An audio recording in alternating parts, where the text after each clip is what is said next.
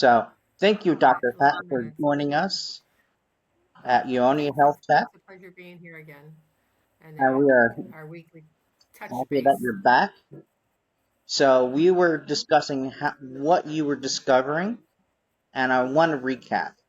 You loved the food that you were eating. I love Montreal. Montreal is feels, touched every part of my senses, from the food And that I ate, the thoughts that I thought, the people I met, the interactions that I had were all very genuine and they were very authentic. It was really great to be, in that scenario. And I met a lot of people actually who lived in Montreal in this as area, and as opposed to meeting a lot of tourists. But everything was very serendipitous. For instance, the first time I got there, the train was late. I would never advise taking the train from the United States to Montreal, ever.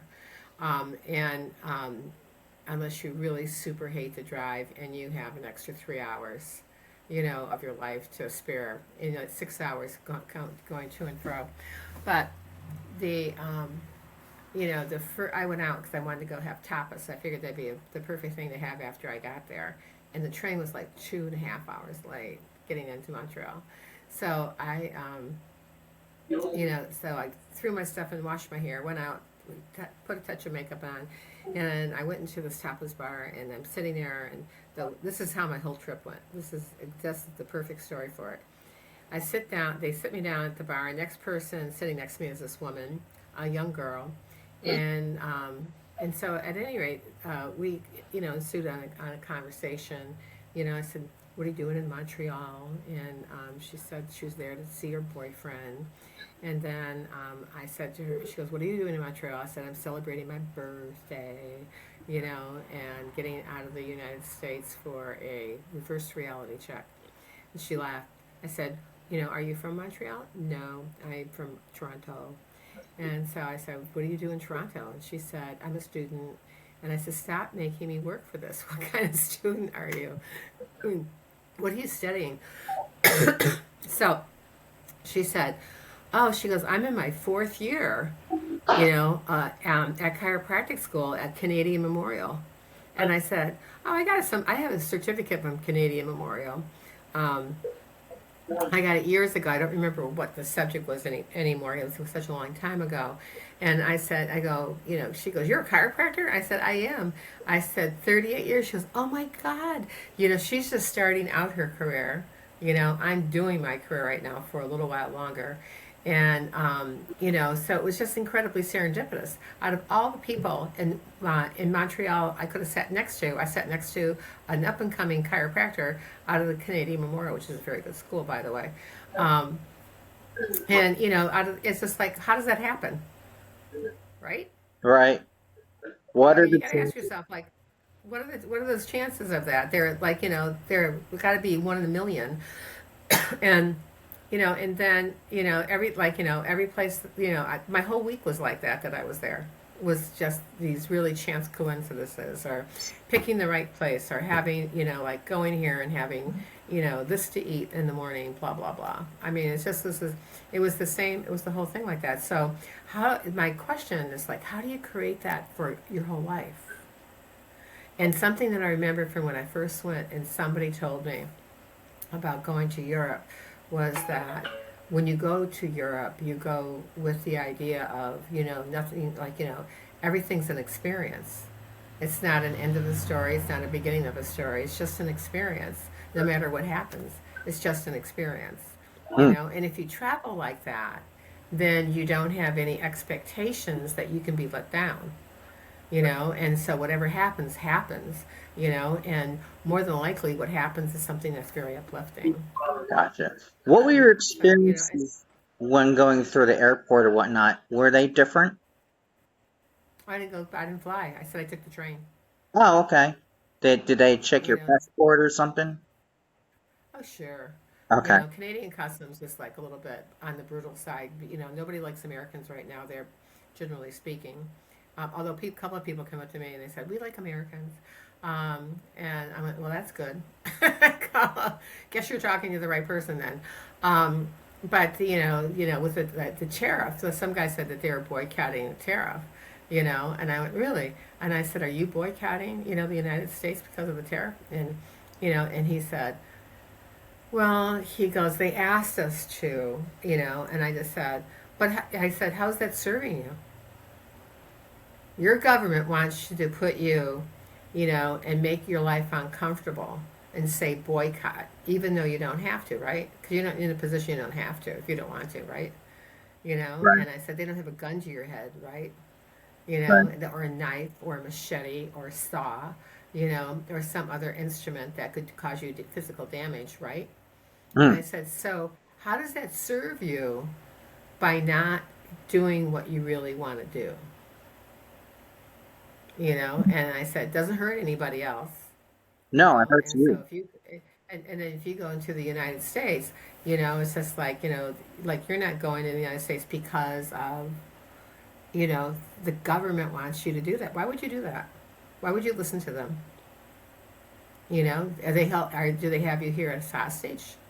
And I said, and so the tariffs that are imposed, there's definitely a game plan going on, but I'm not letting that stop me from coming here, and or like not talking to you, So that was, I thought, was really such a, his conversation. I said, so you're going home and packing or what? So, um, it's, those things don't make any sense to me. Like, don't go because we don't like them. It's just like, well, if I want to go to Italy, you're boycotting Italy, then, and I want to go to Italy, I'm still going to go to Italy.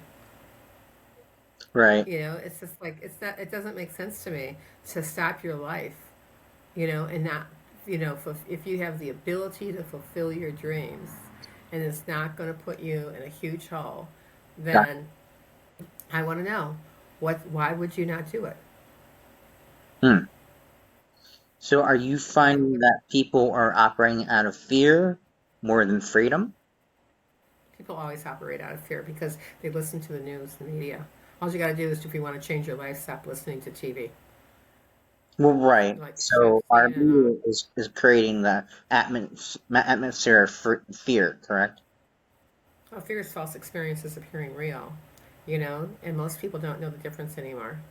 They don't have the ability to ascertain, what's real and what's not real. And so they believe everything as opposed to believing something, and, it's just like, and then they think they believe something, but they really don't believe something because their whole thought process is driven by what they watch on the media.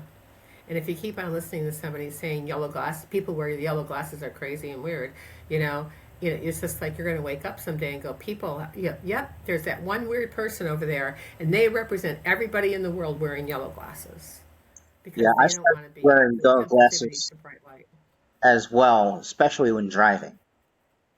especially when I'm on a computer Yeah. and driving also. But the thing is that people don't do the research. They rely on Google. They rely on, like on, anything that, is a Microsoft tool. Um, and they don't get the answers because they're asking the wrong questions, and they're basing their decisions and their movement forward based upon the wrong answers. Is that because we are lacking the critical thinking skills that we once No, had? people are lazy. People are Right, lazy. because it's just AI generated. Whatever it spits out, that's what we Not just see. AI, it's always been that way. Was even when Google, without AI before Google. I mean, AI's been around for a long time actually, but it's just like people look up Google and they say because Google doesn't make any mistakes. They do, and people make mistakes too. They're human. But the thing is that people, instead of going like, wow, that doesn't seem exactly right to me. That makes absolutely no sense. They don't challenge it. They just go, okay, I think I'll listen to the government again. I go, we can see what happened in 2020 with how many new normals that we had. Hmm. So when you say, you're experiencing a new normal, it's just like maybe you are, maybe you're not. Maybe it's not a new normal. Maybe it's been there all the time, but you just haven't paid attention, and you haven't picked the veil up to look underneath the veil. You could see it, and it's like this kind of smoky vision.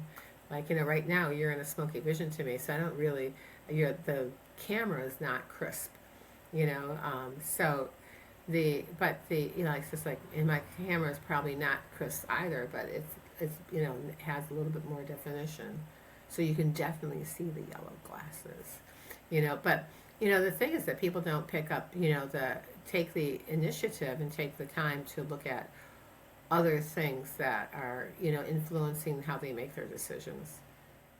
And Got that, like the food that they eat, the water they drink, their thoughts that they think. They don't even take a look at that. They just think, or they're very reactive. Everyone knows that person who just like blows up, like in that thing. So, there's a little bit more, to that, but that's on a superficial level. That's, what I keep on witnessing again and again and again and again. Were you seeing And any this is differences on your trip between what?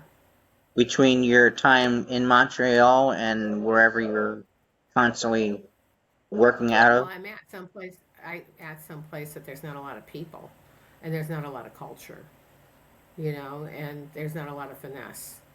And so, sorry, Ithaca and Cornell College, and and so there's a lack of people. There's a lot of silos, and there's a lot of farmland, so you don't have the population, and the quality of food here is pathetic compared to being in Montreal. It's pathetic. In the state, you have so many additives in the states, and food isn't normally usually that different in Canada, but in Montreal, it's a French province, so there's much more of a slant on, eating higher quality foods and having them prepared in like particular ways. That is more on the leaner side, and more holistic.